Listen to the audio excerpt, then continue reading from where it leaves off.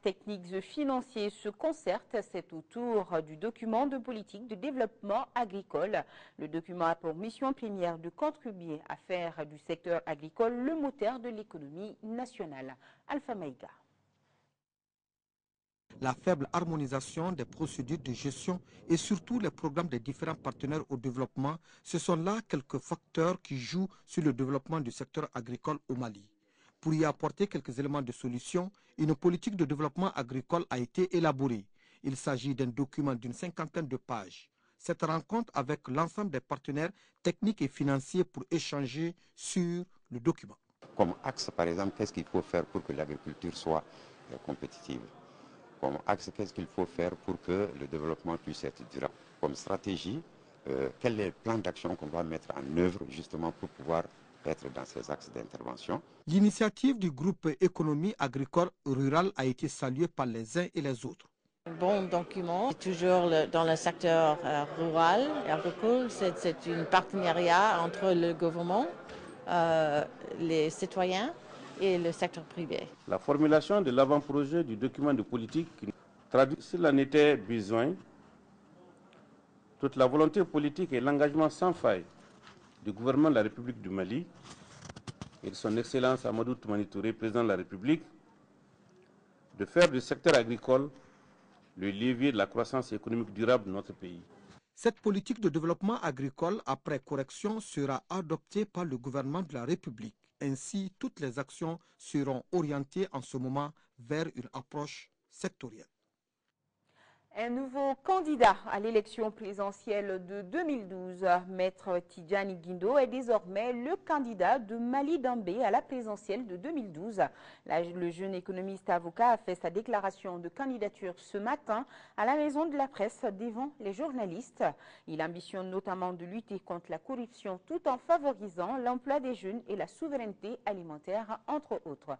Daouda Sidiki Diarra, reportage. Pour un État fort, un Mali de progrès et de justice, le jeune parti Mali Dambé, à peine créé en décembre 2011, afflûte ses armes en vue de participer à l'élection présidentielle d'avril 2012. Pour ce faire, cette formation politique entend rassembler les Maliens autour de son candidat. Maître Tidjani Guindo vient de faire sa déclaration de candidature devant les journalistes à la Maison de la Presse ce jeudi.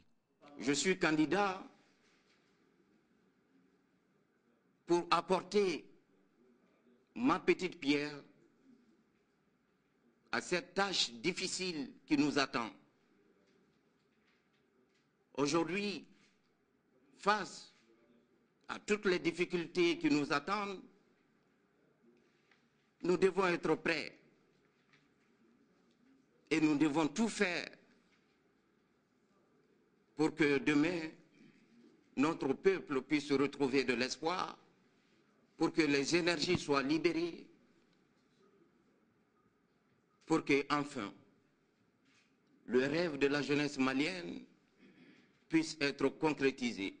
Prêt à donner ce qu'il faut à notre pays, les candidats ambitionnent, une fois élus président de la République, de lutter contre la corruption, de sécuriser les frontières du pays, d'instaurer l'autorité de l'État, de redresser l'école publique tout en favorisant l'emploi des jeunes, la souveraineté alimentaire et l'industrialisation de l'économie nationale. Ne désespérons pas. Nous avons un pays béni. Il faut que nous sachions que personne ne viendra faire ce pays à notre place. Et nous devons avoir confiance en nous-mêmes. Pourquoi croire que rien n'est impossible? Tout est possible.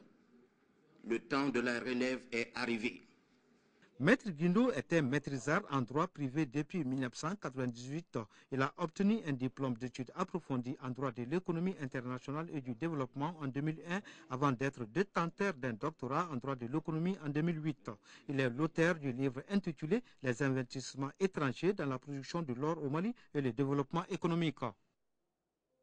Et nous avons ce communiqué le mercredi 15 février 2012. Une délégation des partis unis pour la République, conduite par son président, le docteur Abdoulaye Amadoussi, a été reçue au siège de l'URD par une délégation de ce parti conduite par son président, l'honorable Younousi Touré. Les deux parties ont échangé sur l'état de leurs relations bilatérales en vue des échéances électorales à venir, ainsi que sur la situation sécuritaire dans le septentrion du pays. Les deux parties ont pris l'engagement de renforcer leur collaboration et développer la concertation entre elles.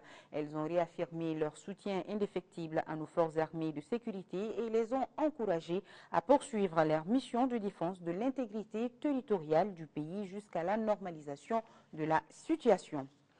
Le groupement patronal de la presse écrite en partenariat avec la coopération suisse organise une série de formations à l'endroit des journalistes. La première phase qui a débuté cette semaine consiste à décortiquer avec les participants les genres rédactionnels majeurs ainsi que les règles de l'éthique et de la déontologie.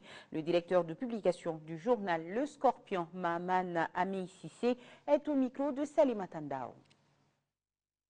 C'est pour outiller encore les rédactions et surtout les journalistes de nos